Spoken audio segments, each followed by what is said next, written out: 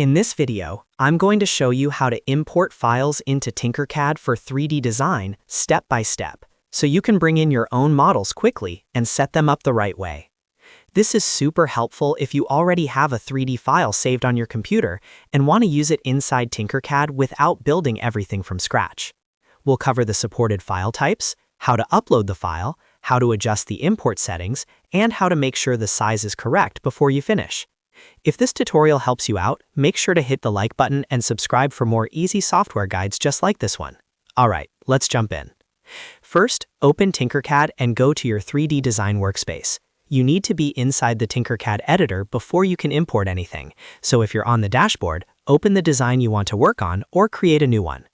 Once your workplane is open, look at the top right area of the toolbar and find the Import button. This is the option you'll use to bring external files into your project. Before you upload, it's a good idea to know which file types Tinkercad supports. The most common option is STL, which is the standard format for 3D models. Tinkercad also supports OBJ files, which are another type of 3D model file. And if you're importing a 2D design, you can use an SVG file, which Tinkercad will automatically extrude into a 3D shape for you. Now that you know the supported formats, click the Import button. A window will appear with the option to choose a file.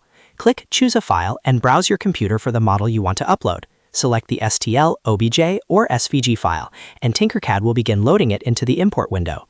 After the file is selected, you'll see import settings that help you control how the model comes into your design. One of the most important settings is scale. If the model is too large or too small, you can adjust the scale right here so it fits better on your workplane. This is really useful when your imported part needs to match another object or fit within a specific project size.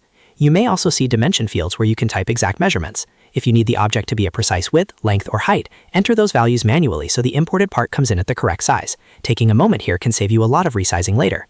Once everything looks right, click the final Import button to bring the file into your Tinkercad workspace. Tinkercad will process the file and place it onto your workplane. From there, you can move it, rotate it, resize it, or combine it with other shapes in your design. If the model doesn't look right at first, don't worry. You can always undo and re-import it with different settings until it matches what you need. And that's it. You now know how to import files into Tinkercad, choose the right supported format, adjust the scale and dimensions, and finish the import correctly. If this video helped you, please hit like, subscribe to the channel, and turn on notifications so you don't miss the next tutorial. Thanks for watching, and I'll see you in the next one.